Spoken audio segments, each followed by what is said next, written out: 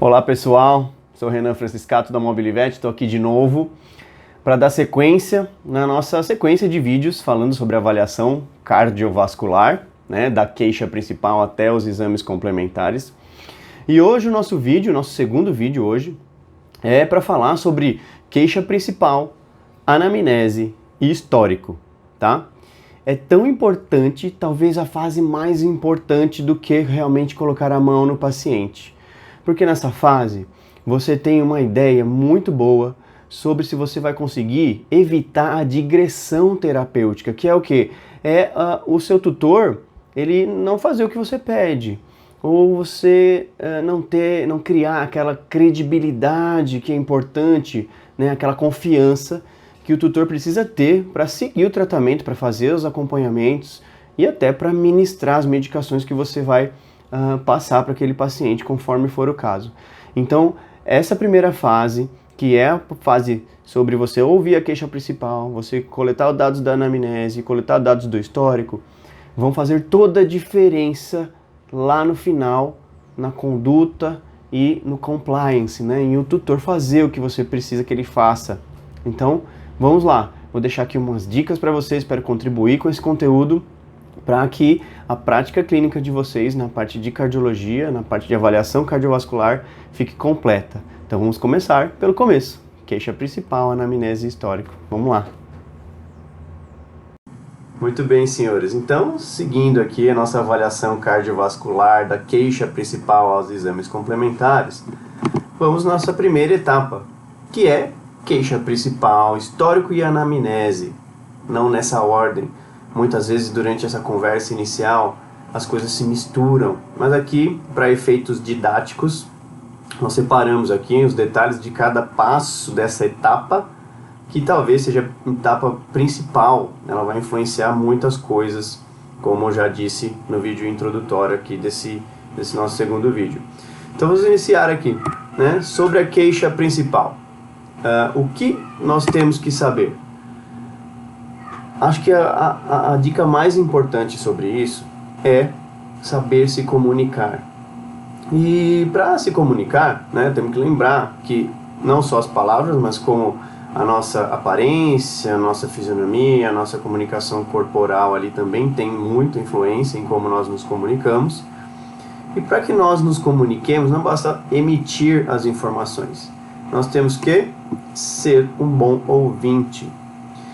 E para ser um bom ouvinte, a empatia que nós temos que ter com o tutor e tempo para ouvi-lo são fundamentais, são a chave para ter uma boa ideia do que está acontecendo, qual é a queixa principal. E histórico, anamnese também vem na mesma direção em ter empatia e tempo, tá? Para falar com o seu cliente. Então, ali nós temos o tutor, que é o nosso cliente, nós temos o nosso paciente, nós temos o domínio ali do ambiente, da sala, do consultório, e nós temos que deixar esse ambiente agradável e assim nos tornarmos um bom ouvinte. Isso vai garantir que a gente tenha as informações que nós precisamos nessa primeira fase. Então, sobre a queixa principal, o que a gente pode falar? A gente tem que se ater, às perguntas ali, às informações, nesse primeiro momento, para os sinais clínicos, então não são sintomas, sintomas é uma palavra da medicina humana, que a gente sente, então sintomas, eu sinto. No caso da veterinária são sinais clínicos, o que a gente observa, na verdade o que o tutor observa em casa vai gerar a queixa principal. A precisão das informações é fundamental. Para isso, as perguntas como: você fica o dia todo com seu cão? Porque às vezes a gente tem uma queixa principal de tosse, e aí você pergunta: essa tosse só à noite, tosse de dia, tosse o dia inteiro, quantas tosses por semana, qual é a frequência dessa tosse, qual é a característica dessa tosse, é uma tosse seca, é uma tosse produtiva, ele espelha alguma coisa. E se você percebe que aquele tutor só vê aquele paciente à noite, por exemplo, trabalha o dia todo, fica em casa sozinho ou com alguém que não está ali na consulta, e ele fala que só tosse à noite, então provavelmente ele só vê a tosse à noite, mas não necessariamente aquele paciente só tosse à noite, né? Lembrando que as tosses à noite, na hora de dormir, podem estar relacionadas a essa piora de tosse nesse momento a edema pulmonar, por exemplo. Quando deita de lado ali, o edema piora em uns lados do pulmão por causa da gravidade. Só um exemplo. Então, você precisa se ater à precisão das informações, perguntando às vezes a mesma coisa de formas diferentes, tá? Outra coisa que essa queixa principal já deve trazer para você, já deve ter uma noção muito boa, ou pelo menos começar a diferenciar, tentar usar os sinais clínicos que são ali relatados pelo tutor para diferenciar qual é o órgão ou sistema cometido. Às vezes ele está tendo uma convulsão e não é um desmaio, e só pela descrição ali do tutor você consegue diferenciar, né? Às vezes não, principalmente quando são pré-síncopes e episódios convulsivos ali, às vezes muito difícil diferenciar o sinal neurológico do sinal cardiovascular, né? de um sinal de baixo débito cardíaco, mas é possível muitas vezes, né? Então, às vezes você sabe que aquele paciente, por exemplo, ele fica com a língua roxa, né, com cianose de língua, mas é sempre na hora do esforço respiratório, né? E aí você vai pensando, puxa, pode ser que seja só respiratório, né? E ali também, na queixa principal, no que está acontecendo com aquele paciente, por exemplo, doutor, ele está desmaiando, só que ele desmaiava a última vez faz muito tempo, e agora só nessa semana ele desmaiou 5 vezes. Então você vai tendo uma ideia da gravidade do quadro também. Então, para que o tutor seja honesto o suficiente, traga a riqueza de detalhes que você precisa ser um bom ouvinte e perguntar as coisas de forma variada, às vezes a mesma coisa de forma diferente, tentando fechar aquela informação com precisão, tá? Então, daí sim você consegue uma queixa principal adequada, já perguntando nesse início, tendo essa conversa com o seu tutor. Muito bem, e o histórico? O histórico é onde você vai avaliar tudo que aquele paciente passou, as coisas principais, não tudo, né? Mas as coisas principais, sendo minucioso ali na periodicidade das informações, e na minúcia ali, né? No detalhe das informações. Então, não é incomum as pessoas que vêm para o especialista, né, trazerem uma pasta com diversos exames. E exames, às vezes, de muitos anos atrás, que são irrelevantes. Às vezes a pasta está organizada, né, até em data, em o que é mais recente, o que é mais antigo, mas às vezes não. Então, muitas vezes a gente recebe aquele tutor, conversa um pouquinho e já vai direto para aquela pasta de exames. Veja que até agora a gente nem pensou, nem olhou para o paciente, olhou assim, né, de forma mais, vamos dizer assim, subjetiva, viu ali que ele está ali junto.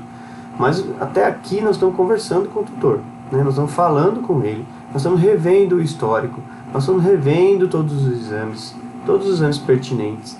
Então a minúcia e o detalhe aqui já pode trazer muitas informações e já vai triando na nossa cabeça o raciocínio de como lidar com aquele caso, que conduta a gente pode ter lá no final do processo.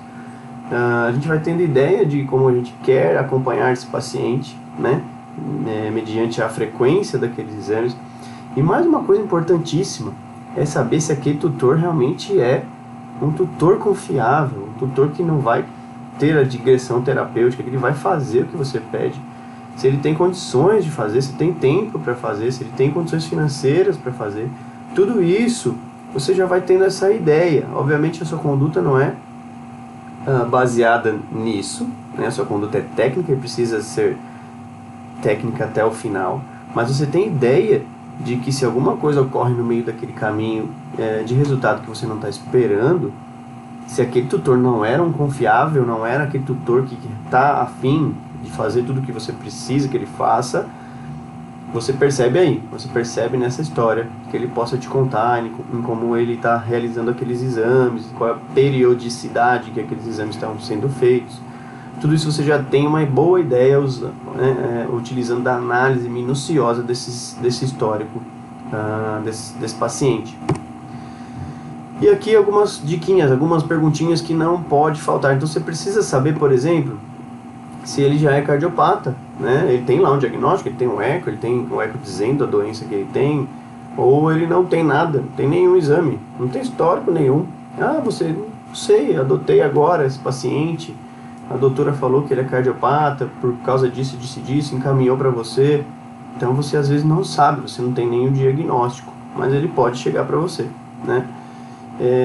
E o diagnóstico normalmente se faz com os exames complementares para fechar um diagnóstico, a gente tem um laudo ali, e eles devem ser conferidos, e não só os exames cardiológicos, todos os exames que foram feitos durante a vida daquele paciente recente. Eu me atenho muito aos exames do último ano, principalmente exames de imagem. Exames de sangue também são importantes, mas eles são mais dinâmicos, então exames com mais de 3 meses, 4 meses, eles se tornam muitas vezes irrelevantes para aquele estado atual daquele paciente. Mas se você tem um exame de um mês, de uma semana, de 10 dias, isso ajuda muito a você raciocinar ali em que pé que está o seu paciente, que fase que ele está, como que ele está respondendo a algumas terapias. E já pegando o gancho das terapias, ele toma alguma medicação? Qual medicação? Né? Qual é a dose dessa medicação? Onde você faz? É manipulado? Não é? É comprado na farmácia? Você divide o comprimido em um quarto?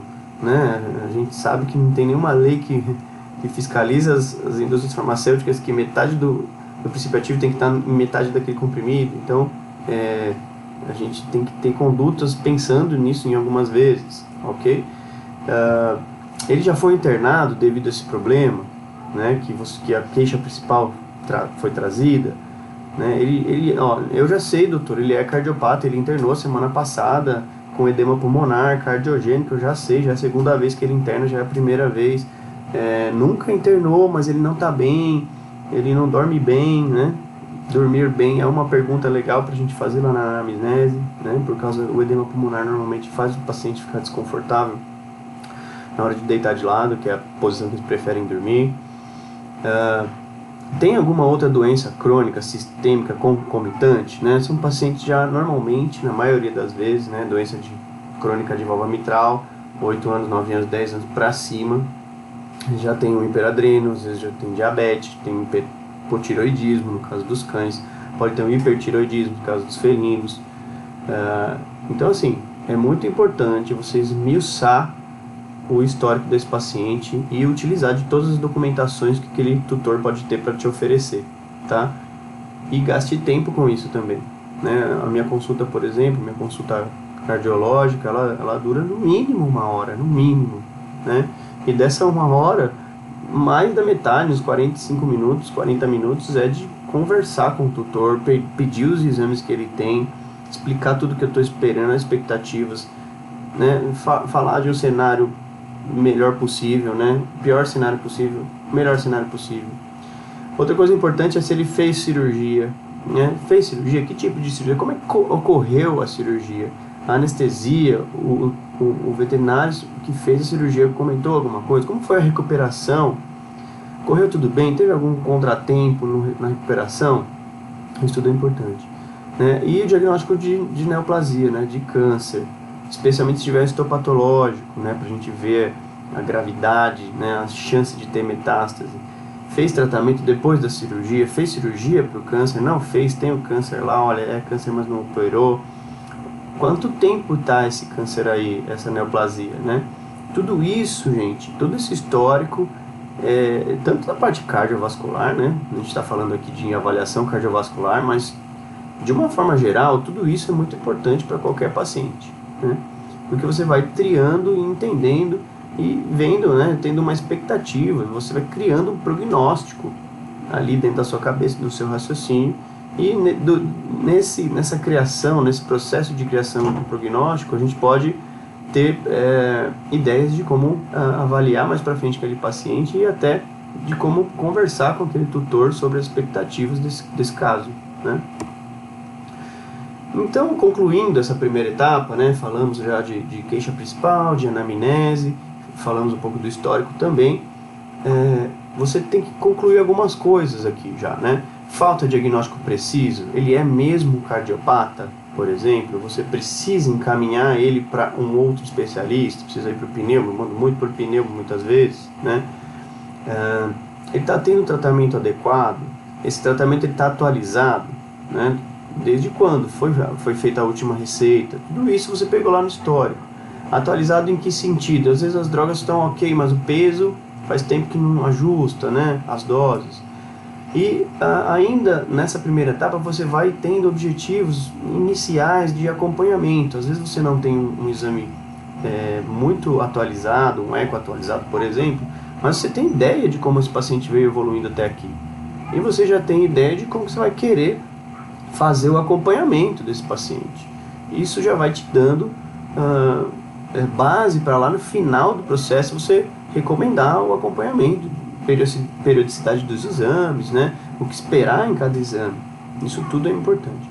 E esse paciente pode esperar, às vezes a queixa principal é, como eu falei, dos desmaios, que estão tornando muito frequentes, e às vezes você já está ali tecendo uma ideia daquele paciente que ele pode estar grave, pode não estar tão estável assim.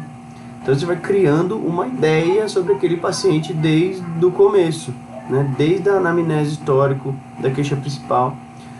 Então essa é a primeira etapa, né? A primeira etapa tem que ter essa minúcia, tem que ter tempo. Acho que a chave aqui é o tempo, a empatia, criar essa confiança, essa confiabilidade do paciente e do tutor.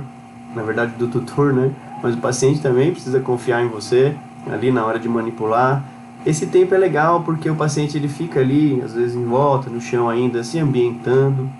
Então isso tudo cria possibilidade para você ter um melhor atendimento em todas as etapas, né? A etapa inicial é a primeira impressão de todo mundo, do paciente, do tutor. E os primeiros dados, né? Primeiros dados importantes que você precisa e que vai realmente contribuir muito para a fase final, para o final daquele paciente, né? Para como fazer nos exames, que exames você vai pedir, como é que você vai acompanhar esse paciente. Isso tudo começa aqui, começa nessa primeira fase, ok? E depois, no nosso terceiro vídeo, nós vamos para o exame físico, inspeção. Então, é só um slide para lembrar qual é a nossa próxima fase. Exame físico, inspeção é a nossa próxima etapa, depois de feito completo e bonitinho, detalhadinho, anamnese histórico e ouvir a queixa principal com todo carinho do tutor, certo? Gente, obrigado pela atenção, a audiência de vocês é muito importante, motiva a gente a produzir conteúdo, a tentar passar um pouco da experiência, um pouco dos detalhes que a gente pratica no dia a dia e sempre contribuir com a excelência da medicina veterinária, contribuir com nossos colegas, criar um futuro melhor, tanto para os nossos tutores quanto para os nossos pacientes, elevando o nível da prática de medicina veterinária. Legal? Vejo vocês no próximo vídeo, agradeço muito a atenção, agradeço o tempo, agradeço a audiência. Um abraço a todos e até a próxima etapa, o próximo vídeo. Até!